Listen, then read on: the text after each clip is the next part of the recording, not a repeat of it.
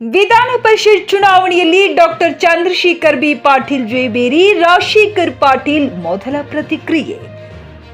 ಕರ್ನಾಟಕ ಈಶಾನ್ಯ ವಲಯ ಪದವೀಧರರ ಚುನಾವಣೆಯಲ್ಲಿ ಮಾಜಿ ಸಚಿವ ರಾಜಶೇಖರ್ ಪಾಟೀಲ್ ರವರ ಸಹೋದರ ಡಾಕ್ಟರ್ ಚಂದ್ರಶೇಖರ್ ಪಾಟೀಲ್ ಎರಡನೇ ಬಾರಿಗೆ ಪ್ರಚಂಡ ಮತಗಳಿಂದ ಜಯಬೇರಿಯಾಗಿದ್ದು, ಈ ಕುರಿತು ಪ್ರತಿಕ್ರಿಯೆ ನೀಡಿರುವ ಮಾಜಿ ಸಚಿವ ರಾಜಶೇಖರ್ ಪಾಟೀಲ, ಸುಮಾರು 13,000ಕ್ಕೂ ಹೆಚ್ಚು ಮತಗಳು ರಿಜೆಕ್ಟ್ ಆಗಿದ್ದು, ಅದರಲ್ಲಿ ನಮ್ಮ ಕಾಂಗ್ರೆಸ್ ಪಕ್ಷದ ಮತಗಳಿವೆ. ಇಲ್ಲದಿದ್ದರೆ ನಾವು ಮೊದಲು ಪ್ರಾಶಸ್ತ್ಯದಲ್ಲಿ ಜಯಬೇರಿಯಾಗುತ್ತಿದ್ದೆವು. ಬಿಜೆಪಿ ಭದ್ರಕೋಟೆಯಾಗಿದ್ದ ಈಶಾನ್ಯ ವಲಯ ಕ್ಷೇತ್ರ ಡಾಕ್ಟರ್ ಚಂದ್ರಶೇಖರ್ ಬಿ ಪಾಟೀಲ್ ಅವರಿಗೆ ಅಭ್ಯರ್ಥಿ ಮಾಡಿದ ನಂತರ ಛಿದ್ರವಾಯಿತು. ಮತ್ತೆ ಅವರು ಎರಡನೇ ಬಾರಿಗೆ ಮುಂದುವರೆದಿದ್ದಾರೆ. ನಮ್ಮ ಮೇಲೆ ನಂಬಿಕೆ ಇಟ್ಟ ಶಿಕ್ಷಕರು, ಪದವೀಧರರಿಗೆ ಅಭಿನಂದನೆಗಳನ್ನ ಸಲ್ಲಿಸುತ್ತೇನೆ ಎಂದರು. ಸ್ಥಳೀಯ ಬಿಜೆಪಿ ನಾಯಕರ ವಿರುದ್ಧ ವಾಗ್ದಾಳಿ ನಡೆಸಿ ವಿಧಾನಸಭೆ ಗೆದ್ದು ನಮ್ಮನ್ನ ಸೋತು ಸುಣ್ಣ ಅಂದವರು ಎಲ್ಲಿದ್ದಾರೆ? ಎಂಪಿ ಸೋಲಬೇಕಾಯಿತು, ವಿಧಾನ ಪರಿಷತ್ನಲ್ಲೂ ಸೋಲಬೇಕಾಯಿತು.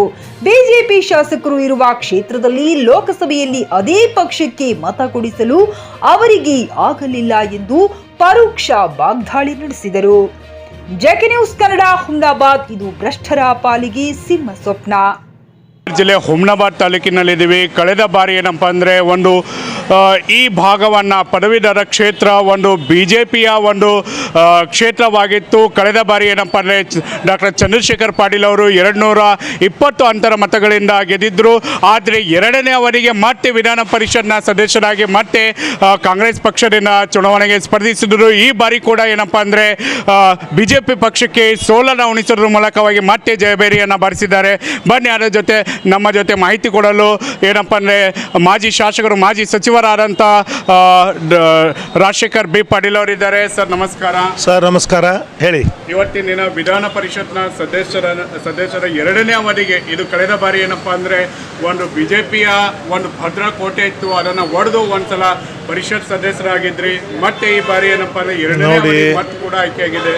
ಮೊಟ್ಟ ಮೊದಲನೇದಾಗಿ 2018ರಲ್ಲಿ ಡಾಕ್ಟರ್ ಚಂದ್ರಶೇಖರ್ ಪಾಟೀಲ್ ಅವರು ಪ್ರಪ್ರಥಮವಾಗಿ ವಿಧಾನ ಪರಿಷತ್ನ ಚುನಾವಣೆ ಸ್ಪರ್ಧೆ ಮಾಡಿದ್ರು.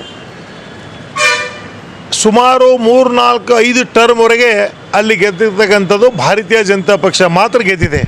ತಂಗವ್ರು ಇರ್ಬೋದು, ಅಮರನಾಥ್ ಪಾಟೀಲ್ ಅವರು ಇರ್ಬೋದು, ಮಸ್ಕಿ ಅವರು ಇರ್ಬೋದು, ಅನೇಕ ಜನ ಭಾರತೀಯ ಜನತಾ ಪಕ್ಷ ಮುಖಂಡರು ಗೆದ್ದಿದ್ರು. 2018ರಲ್ಲಿ ಡಾಕ್ಟರ್ ಚಂದ್ರಶೇಖರ್ ಪಾಟೀಲ್ ಅವರಿಗೆ ಟಿಕೆಟ್ ಸಿಕ್ಕಿದ ಮೇಲೆ ಅಲ್ಲಿ ಪ್ರಪ್ರಥಮವಾಗಿ ಕಾಂಗ್ರೆಸ್ ಪಕ್ಷ ಖಾತಾ ಓಪನ್ ಆಯಿತು. ಕಾಂಗ್ರೆಸ್ ಪಕ್ಷದ ವಿಧಾನ ಪರಿಷತ್ನ ಸದಸ್ಯರಾಗಿ ಆಯ್ಕೆ ಆದರು ಡಾಕ್ಟರ್ ಚಂದ್ರಶೇಖರ್ ಪಾಟೀಲರು. ಆ ಸಮಯದಲ್ಲಿ ಭಾರತೀಯ ಜನತಾ ಪಕ್ಷ ಸರ್ಕಾರ ಇತ್ತು. ಆ ಸಮಯದಲ್ಲಿ ಕೂಡ ಸುಮಾರು 200-320 ಓಟ್ಲಿಂದ ಚಂದ್ರಶೇಖರ್ ಪಾಟೀಲ್ ಅವರು ಗೆದ್ದಿದ್ರು. ಇವತ್ತು ಈಗ ನಡೆದಂಥ ಚುನಾವಣೆ 2024ರ ಇದೇನು ಚುನಾವಣೆ ಇದೆ, ಬಹಳ ಮಹತ್ವವಾದಂಥ ಚುನಾವಣೆ. ಇವತ್ತಿಲ್ಲಿ ಭಾರತೀಯ ಜನತಾ ಪಕ್ಷ ಮತ್ತು ಸ್ವತಂತ್ರ ಪಕ್ಷ ಮತ್ತು ಅದರ ಜೊತೆಯಲ್ಲಿ ಕಾಂಗ್ರೆಸ್ ಪಕ್ಷ, 3 ಪಕ್ಷಗಳು ಚುನಾವಣೆಯಲ್ಲಿ ತ್ರಿಕೋನ ಸ್ಪರ್ಧೆ ನಡೀತಾ ಇತ್ತು. ನಾನು ಹುಮ್ನಾಬಾದ್ದಿಂದ ರಾಯಚೂರು ಕೂಡ ನಾನು ಹೋಗಿದ್ದೆ, ಬಳ್ಳಾರಿಗೆ ಹೋಗಿದ್ದೀನಿ, ಯಾದಗಿರಿಗೆ ಹೋಗಿದ್ದೀನಿ, ಬೀದರ್ ಹೋಗಿದ್ದೀನಿ, ಬಸವ ಕಲ್ಯಾಣ ಹೋಗಿದ್ದೀನಿ. ನಮ್ಮದೆಲ್ಲ ಗ್ರ್ಯಾಜುಯೇಟ್ಸು, ಟೀಚರ್ಸು ಇರ್ತಕ್ಕಂಥ ಏನು ಮತದಾರ ಬಾಂಧವರಿದ್ದಾರೆ, ಭಾಳ ಒಳ್ಳೆಯ ರೀತಿಯಿಂದ ನಮ್ಮನ್ನು ಗೌರವದಿಂದ ಈ ಚುನಾವಣೆಯಲ್ಲಿ ನೀವು ಮೊದಲನೇ ಪ್ರತಿನಿಧಿ ಮತ ಕೊಡ್ತೀವಿ, ಡಾಕ್ಟರ್ ಚಂದ್ರಶೇಖರ್ ಪಾಟೀಲ್ರಿಗೆ ಗೆಲ್ಲಿಸ್ತೀವಿ ಅಂತ ನಾವು ಭರವಸೆ ಕೊಟ್ಟಿದ್ರು. ನಮಗೇನೋ ಜನ ಮಾತಾಡ್ತಾಯಿದ್ರು, ಈ ಚುನಾವಣೆ ಭಾಳ ಟಫ್ ಇದೆ, ಈ ಚುನಾವಣೆ ಕಾಂಗ್ರೆಸ್ ಪಕ್ಷ ಮತ್ತು ಭಾರತೀಯ ಜನತಾ ಪಕ್ಷ ಭಾಳಷ್ಟು ಎಣ್ಣಿನ ಆಟ ಇದೆ ಅಂತ ಕೂಡ ಹೇಳ್ತಾಯಿದ್ರು. ಆದರೆ ನಾವು ನೋಡಿದಾಗ, ನಾನು ಯಾವಾಗ ಸುಮಾರು ಚುನಾವಣೆ ದಿವಸ ಕೂಡ ನಾನು ಅಲ್ಲೇ ಇದ್ದ, ಎಲ್ಲಿ ಬಳ್ಳಾರಿಯಲ್ಲೇ ಚುನಾವಣೆ ನಾನು ಮಾಡಿದೆ. ನನಗೇನು ಅನಿಸಿಲ್ಲ, ಚುನಾವಣೆ ಭಾಳ ಒಳ್ಳೆ ರೀತಿಯಿಂದ ಆಯಿತು. ಇವತ್ತು ನಾನು ಅಲ್ಲಿ ಬಳ್ಳಾರಿಯಲ್ಲಿ ಕೋರ್ಟ್ ಕೂಡ ನಾನು ಹೋಗಿದ್ದೆ, ಬೇರೆ ಬೇರೆ ಇದರಲ್ಲಿ ಕೂಡ ನಾನು ಮತಯಾಚನೆ ಮಾಡಿದೆ. ಭಾಳ ಒಳ್ಳೆ ರೀತಿಯಿಂದ ನಮ್ಗೆ ಭರವಸೆ ಕೊಟ್ಟಿದ್ದರು. ಇವತ್ತು ನೋಡಿದಾಗ ಬೀದರಿಂದ ಹರಪನಹಳ್ಳಿವರೆಗೆ ಡಾಕ್ಟರ್ ಚಂದ್ರಶೇಖರ್ ಪಾಟೀಲ್ ಅವರಿಗೆ ಮೊದಲನೇ ಪ್ರಶಸ್ತ ಮತ ನಿಮ್ಗೆ ಹೇಳಬೇಕಾಗಿತ್ತು ಅಂದ್ರೆ ಒಂದು ಬರೀತಕ್ಕಂಥ ಇದರಲ್ಲಿ 2ನೇ ನಂಬರ್ದಲ್ಲಿ ಯಾರು 6 ಅದು ಮಾಡಿದಾರ, ಯಾರು ಇದು ಮಾಡಿದಾರ, ಯಾರು ಚಂದ್ರಶೇಖರ್ ಪಾಟೀಲ್ ಮಾಡಿದಾರೆ, ಯಾರು ರಾಜಶೇಖರ್ ಪಾಟೀಲ್ ಮಾಡಿದಾರೆ, ಇವರು ಅಭಿಮಾನಗೋಸ್ಕರ ಮಾಡಿದಾರೆ. ಬಟ್ ಅವೆಲ್ಲ ತಿರಸ್ಕೃತ ಆಯಿತು. ಎಷ್ಟು ತಿರಸ್ಕೃತ ಆಗಿದೆ ಅಂದರೆ ಸುಮಾರು 13,000 ಮತಗಳು ಇವತ್ತು ಕೂಡ ತಿರಸ್ಕೃತ ಆಗಿದೆ. ಇವತ್ತು ಗ್ರ್ಯಾಜುಯೇಟ್ಸ್ ಮತ್ತು ಟೀಚರ್ಸ್ ಕಾನ್ಸ್ಟಿಟ್ಯೂನ್ಸಿಯಲ್ಲಿ ಇಷ್ಟೊಂದು ತಿರಸ್ಕೃತ ಆಗಿದೆ. ಅದೆಲ್ಲ ತಿರಸ್ಕೃತ ನಾವು ನಮ್ದು ಯಾರು ಪೋಲಿಂಗ್ ಏಜೆಂಟ್ಸ್ ಇದ್ರು ಅವ್ರು ಹೇಳ್ತಕ್ಕಂಥದ್ದು ಅದರಲ್ಲಿ ಮ್ಯಾಕ್ಸಿಮಮ್ ಓಟು ಕಾಂಗ್ರೆಸ್ ಪಕ್ಷಕ್ಕೆ ಸೇರಿದಂಥದ್ದು. ಇವತ್ತು ನಾನು ನನ್ನ ಪರವಾಗಿ ವಿಶೇಷವಾಗಿ ಈ ನಡೆದಂಥ ಚುನಾವಣೆಯಲ್ಲಿ ಗ್ರ್ಯಾಜುಯೇಟ್ ಕಾನ್ಸ್ಟಿಟ್ಯೂನ್ಸಿ ಚುನಾವಣೆಯಲ್ಲಿ ಏನು ಮತದಾರ ಬಾಂಧವರು ಇವತ್ತು ಟೀಚರ್ಸ್ ಇರ್ಬೋದು, ಗ್ರ್ಯಾಜುಯೇಟ್ಸ್ ಇರ್ಬೋದು, ಲಾಯರ್ ಇರ್ಬೋದು, ಅನೇಕ ಜನ ಇವತ್ತೇನು ಕಾಂಗ್ರೆಸ್ ಪಕ್ಷದ ಅಭ್ಯರ್ಥಿ ಡಾಕ್ಟರ್ ಸೋದರಾದಂಥ ಚಂದ್ರಶೇಖರ್ ಪಳ್ಳೂರಿಗೆ ಏನು ಮತ ಹಾಕಿ ಆಶೀರ್ವಾದ ಮಾಡಿದಾರೆ. ನನ್ನ ಪರವಾಗಿ ಮತ್ತು ಕಾಂಗ್ರೆಸ್ ಪಕ್ಷದ ಪರವಾಗಿ ಅವ್ರಿಗೆ ನಾನು ಕೋಟಿ ಅಭಿನಂದನೆಗಳು ಸಲ್ಲಿಸ್ತೀನಿ. ಇವತ್ತು ಈ ಸಲ ಚಂದ್ರಶೇಖರ್ ಪಳ್ಳೂರ ಮೇಲೆ ಕೂಡ ಭಾಳ ದೊಡ್ಡ ಜವಾಬ್ದಾರಿ ಇದೆ. ಇವತ್ತು ಇಡೀ ಬೀದರಿಂದ ಹರಪನಹಳ್ಳಿವರೆಗೆ ಹೋಗಬೇಕು. ಈ ಟೀಚರ್ಸು ಮತ್ತು ಗ್ರ್ಯಾಜುಯೇಟ್ಸ್ ಏನು ಸಮಸ್ಯೆ ಇದೆ, ಸಮಸ್ಯೆ ಅಲಿಸಬೇಕು. ಅವ್ರ ಸಮಸ್ಯೆಗಳಿಗೆ ಸ್ಪಂದನೆ ಮಾಡ್ತಕ್ಕಂಥ ಕೆಲಸ ಡಾಕ್ಟರ್ ಚಂದ್ರಶೇಖರ್ ಪಳ್ಳೂರು ಕೂಡ ಮಾಡಬೇಕಾಗಿದೆ. ಅದ್ರ ಜೊತೆಯಲ್ಲಿ ಏನು ಇವತ್ತು ಮೊನ್ನೆ ನಡೆದಂಥ ಪಾರ್ಲಿಮೆಂಟ್ ಚುನಾವಣೆ ಕೂಡ ತಾವು ನೋಡಿದ್ರಿ. ಇವತ್ತು ದೇಶದಲ್ಲೇ ಬದಲಾವಣೆ ಕಾಣ್ತಾ ಇದ್ದೀವಿ. ಇವತ್ತೇನು ಇದಿಲ್ಲ. ಇವತ್ತು ದೇಶದಲ್ಲಿ ಭಾರತೀಯ ಜನತಾ ಪಕ್ಷದವ್ರು ಹೇಳಿದ್ರು ಅಬ್ಕೆ ಬಾರ್ 400 ಪಾರ್. ಯಾವಾಗಲೂ ಅದೊಂದು ಸ್ಲೋಗನ್ ಇತ್ತು. ಇವತ್ತೆಲ್ಲೋ ಒಂದು ಕಡೆ ಆ 400 ಪಾರ್ ನಿಂತು ಹೋಯಿತು.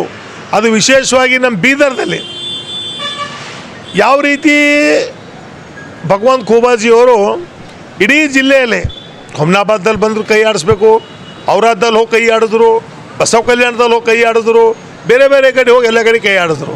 ಈಗ ಅದೇ ಕೈ ಅವ್ರಿಗೆ ಏನಾಯಿತು ಅಂಬೋದು ನೀವು ನೋಡ್ತಾ ಇದ್ರಿ. ಯಾವ ರೀತಿ ನಿರ್ಮಾಣ ಆಯಿತು. ಇವತ್ತು ಈ ಪಾರ್ಲಿಮೆಂಟ್ ಸೆಗ್ಮೆಂಟ್ ಇದರಲ್ಲಿ 5 ಜನ ಭಾರತೀಯ ಜನತಾ ಪಕ್ಷ ಶಾಸಕರಿದ್ದಾರೆ. ಇದ್ರೂ ಕೂಡ 1,19,000 ಮತಗಳ ಅಂತರದಿಂದ ನಮ್ಮ ಕಾಂಗ್ರೆಸ್ ಪಕ್ಷ ಗೆಲ್ತದೆ. ಅಂದರೆ ತಾವು ನೋಡಿ, ಇವತ್ತಿಬ್ಬರೇ ಮೂಗರೆ ಶಾಸಕರಿರೋದು ನಮ್ಮದು. ಒಂದು ಭಾಲ್ಕಿ, ಒಂದು ಬೀದರ್, ಒಂದು ಆಳಂದ್. 3 ಜನ ಶಾಸಕರದಲ್ಲೇ ನಾವು ಇಷ್ಟೊಂದು ಮತಗಳು. ಇದು ಏನು ಹೇಳಕ್ಕೆ ಇಚ್ಛಪಡ್ತೀನಿ ಅಂದ್ರೆ, ಭಾರತೀಯ ಜನತಾ ಪಕ್ಷ ಯಾವ ರೀತಿ ದೇಶದಲ್ಲಿ ನಡೀತಾ ಇತ್ತು, ಈ ಚುನಾವಣೆ ಭಾಳ ಅಬ್ಬರವಾಗಿ ಚುನಾವಣೆ ಆಗ್ತದ ಅಂತ ಇದು ಆಗ್ತಾಯಿತ್ತು. ಆದರೆ ಯಾವ ರೀತಿಯೂ ಕೂಡ ಬಿಂಬಿಸ್ತಕ್ಕಂಥದ್ದಾಗಿಲ್ಲ. ಏನು ಕರ್ನಾಟಕದಲ್ಲಿ ವಿಶೇಷವಾಗಿ ಕಲ್ಯಾಣ ಕರ್ನಾಟಕದಲ್ಲಿ ಹೇಳಬೇಕಾಗಿತ್ತು ಅಂದ್ರೆ, ನಮ್ಮ AICC ಅಧ್ಯಕ್ಷರಾದಂಥ ಡಾಕ್ಟರ್ ಮಲ್ಲಿಕಾರ್ಜುನ್ ಖರ್ಗೆಜಿಯವ್ರ ನೇತೃತ್ವದಲ್ಲಿ ಏನು ಕಲ್ಯಾಣ ಕರ್ನಾಟಕ 5 ಜಿಲ್ಲೆಗಳು ಬರುತ್ತೆ. 5 ಜಿಲ್ಲೆಗಳಲ್ಲಿ ಇವತ್ತು ಸ್ವಿಪ್ ಆಗಿದೆ. ತಾವು ನೋಡಿದ್ರಿ, ಬೀದರ್, ಗುಲ್ಬರ್ಗ, ರಾಯಚೂರು, ಕೊಪ್ಪಳ, ಬಳ್ಳಾರಿ. ಇವತ್ತು 5 ಕೂಡ ನಮ್ಮ ಕಾಂಗ್ರೆಸ್ ಪಕ್ಷ ಗೆದ್ದಿದೆ. ಇದು ಮಾಮೂಲಿ ಮಾತಲ್ಲ. ಎಂದೂ ಕೂಡ 5 ಗೆಲ್ಲಕ್ಕಾಗಲಿಲ್ಲ ನಮಗೆ. ಇವತ್ತು ಅದ್ರ ಜೊತೆಯಲ್ಲಿ ನಮ್ಮ ರಾಜ್ಯದ ಮುಖ್ಯಮಂತ್ರಿಗಳಾದಂಥ ಸಿದ್ದರಾಮಯ್ಯಜಿಯವರು, ನಮ್ಮ ರಾಜ್ಯದ ಅಧ್ಯಕ್ಷರಾದಂಥ DK ಶಿವಕುಮಾರ್ಜಿಯವರು, ನಮ್ಮ ಪಕ್ಷದ ಅನೇಕ ಜನ ಮುಖಂಡರು ಇವತ್ತೇನು ಗ್ಯಾರಂಟಿಗಳು, ಇವತ್ತು ವಿಶೇಷವಾಗಿ ರಾಹುಲ್ ಗಾಂಧೀಜಿಯವರಿಗೆ, ಸೋನಿಯಾ ಗಾಂಧಿಯವರಿಗೆ ಕೂಡ ನಾವು ಅಭಿನಂದನೆ ಸಲ್ಲಿಸಬೇಕಾಯಿತು. ಇವತ್ತು ಅವರೆಲ್ಲ ಸ್ಕೀಮ್ಸು ಇವತ್ತೆಲ್ಲ ಫಾಲೋ ಅಪ್ ಮಾಡಿ ನೀವೇನು ಬಡವರಿಗೆ ಏನು ಭರವಸೆ ಕೊಟ್ಟಿದ್ದೀವಿ ಚುನಾವಣೆಯಲ್ಲಿ, ಆ ಚುನಾವಣೆ ಇವತ್ತು ಅವೆಲ್ಲ ಈಡೇರಿಸ್ತಕ್ಕಂಥ ಕೆಲಸ ಮಾಡಿದ್ದಾರೆ. ಅದಕ್ಕೆ ಇವತ್ತು ನಾವು ಭಾಳ ಸಂತೋಷ ಇದೆ. ಇವತ್ತು ಪಾರ್ಲಿಮೆಂಟ್ ಸದಸ್ಯರು ಇರ್ಬೋದು, ಇವತ್ತು ವಿಧಾನ ಪರಿಷತ್ ಸದಸ್ಯರಿದ್ದರು. ಇವತ್ತು ಅವ್ರ ಮ್ಯಾಗೆ ದೊಡ್ಡ ಜವಾಬ್ದಾರಿ ಇದೆ. ಇವತ್ತು ಪದೇ ಹೇಳ್ತಾ ಇದ್ದರು, ಭಾರತೀಯ ಜನತಾ ಪಕ್ಷದ ವಿಶೇಷವಾಗಿ ಹುಮ್ನಾಬಾದ್ ಶಾಸಕರು ಕಾಂಗ್ರೆಸ್ ಪಕ್ಷ ಸೋತು ಸುಣ್ಣ ಆಗಿದೆ ಅಂತ. ಮತ್ತು ಎಲ್ಲಿ ಹೋಯ್ತೋ ಪಾರ್ಲಿಮೆಂಟ್ದಾಗ, ಮತ್ತು ಎಲ್ಲಿ ಹೋಯ್ತೋ ವಿಧಾನ ಪರಿಷತ್ದಾಗ. ಈಗ ಇಲ್ಲಿ ಯಾರು ಸೋತು ಸುಣ್ಣ ಆದರೂ ಗುರ್ತಿಲ್ಲ ನನಗೆ. ಬರ್ತಕ್ಕಂಥ ಕೆಲವೇ ದಿನದಲ್ಲಿ ಜಿಲ್ಲಾ ಪಂಚಾಯತು, ತಾಲೂಕು ಪಂಚಾಯತ್ ಚುನಾವಣೆ ಕೂಡ ಇದೆ. ನೋಡೋಣ, ಜನರ ತೀರ್ಮಾನ ಅಂತಿಮ ತೀರ್ಮಾನ.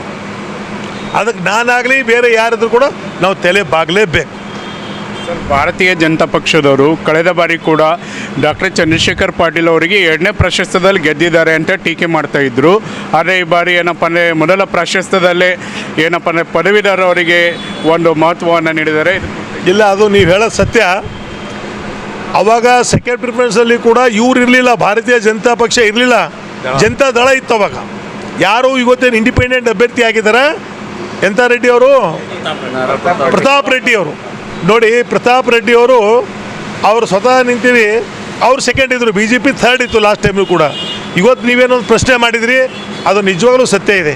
ಆ ಟೈಮ್ದಲ್ಲಿ ಸೆಕೆಂಡ್ ಪ್ರಶಸ್ತಿ, ಥರ್ಡ್ ಪ್ರಶಸ್ತಿಯಲ್ಲಿಂದ ಡಾಕ್ಟರ್ ಚಂದ್ರಶೇಖರ್ ಪಳ್ಳೂರು ಗೆದ್ದರು. ಬಟ್ ಈ ಚುನಾವಣೆಯಲ್ಲಿ ಮೊದಲನೇ ಪ್ರಶಸ್ತಿಯಲ್ಲಿ ಅವ್ರು ಗೆಲ್ತಿರು. ಆದರೆ ಏನಾಯಿತು ಅಂದರೆ ಕೆಲವು ಓಟ್ಗಳನ್ನ ತಿರಸ್ಕೃತ ಆಯಿತು. ಅದರಿಂದ ಸ್ವಲ್ಪ ತೊಂದರೆ ಆಯಿತು. ಇಲ್ಲೇ ಹೋದ್ರೆ ಈಗ ಸೆಕೆಂಡ್ ಸುಮ್ಮನೆ ಸ್ವಲ್ಪ ಎಣಿಸ್ಬೇಕಾಯಿತು. ಇವತ್ತು 5,000ಕ್ಕಿಂತ ಜಾಸ್ತಿ ಮತಗಳ ಅಂತರದಿಂದ ಡಾಕ್ಟರ್ ಚಂದ್ರಶೇಖರ್ ಪಳ್ಳೂರು ಗೆದ್ದಿದ್ದಾರೆ. ನಾನು ನಿಮಗೆ ಹೇಳೋಕ್ಕೆ ಇಚ್ಛೆ ಪಡ್ತೀನಿ, ಇವತ್ತು ವಿಶೇಷವಾಗಿ ಹುಮ್ನಾಬಾದ್ ಕ್ಷೇತ್ರದ ನಮ್ಮ ಮಹಾಜನತೆ, ಇವತ್ತು ನಮ್ಮ ಕಾರ್ಯಕರ್ತರು, ನಮ್ಮ ಪಕ್ಷದ ಮುಖಂಡರು ಇವತ್ತು ಲೋಕಸಭಾ ಚುನಾವಣೆಯಲ್ಲಿ ಕೂಡ ಹಗಲಿರುಳು ಸೇವೆ ಮಾಡಿದ್ದಾರೆ. ಅದ್ರ ಜೊತೆಯಲ್ಲಿ ವಿಧಾನ ಪರಿಷತ್ನ ಚುನಾವಣೆಯಲ್ಲಿ ಕೂಡ ನಮ್ಮ ಪಕ್ಷದ ಮುಖಂಡರು ಇವತ್ತು ಇಲ್ಲಿಂದು ಬಳ್ಳಾರಿವರೆಗೆ ಹೋಗಿದ್ದಾರೆ. ನಮ್ಮ ಕಾರ್ಯಕರ್ತರು, ನಮ್ಮ ಮುಖಂಡರು ಇವತ್ತು ಅಲ್ಲಿ ರಾಯಚೂರುವರೆಗೆ ಹೋಗಿ ಕೆಲಸ ಮಾಡಿದ್ದಾರೆ. ಇವತ್ತು ಅವ್ರಿಗೆ ನಾನು ಹುಮ್ನಾಬಾದ್ ಕ್ಷೇತ್ರದ ಮತದಾರರು, ಹುಮ್ನಾಬಾದ್ ಕ್ಷೇತ್ರದ ಕಾರ್ಯಕರ್ತರು, ನಮ್ಮ ಪಕ್ಷದ ಮುಖಂಡರಿಗೆ ನಾನು ಅಭಿನಂದನೆ ಸಲ್ಲಿಸ್ತೀನಿ. ಹುಮ್ನಾಬಾದ್ ಎಸ್ವಿ ಟಿವಿಯ ಶೋರೂಮ್ ನೀಡುತ್ತಿದೆ ಉದ್ಯೋಗಾವಕಾಶ. ಎಸ್ಎಸ್ಎಲ್ಸಿ, ಪಿಯುಸಿ, ಡಿಗ್ರಿ ಓದಿರುವ ನಿರುದ್ಯೋಗ ಯುವಕ ಯುವತಿಯರು ತಮ್ಮ ಶಿಕ್ಷಣ ಮಾಹಿತಿ ಹಾಗೂ ಸಿವಿಯೊಂದಿಗೆ ಇಂದೇ ಭೇಟಿ ನೀಡಿ. ನಾಗಲಕ್ಷ್ಮಿ ದಾಬಾ ಹತ್ತಿರ, ಕಲಬುರಗಿ ರಸ್ತೆ, ಹುಮ್ನಾಬಾದ್. ಹೆಚ್ಚಿನ ಮಾಹಿತಿಗಾಗಿ ಸಂಪರ್ಕಿಸಿ 8494951009.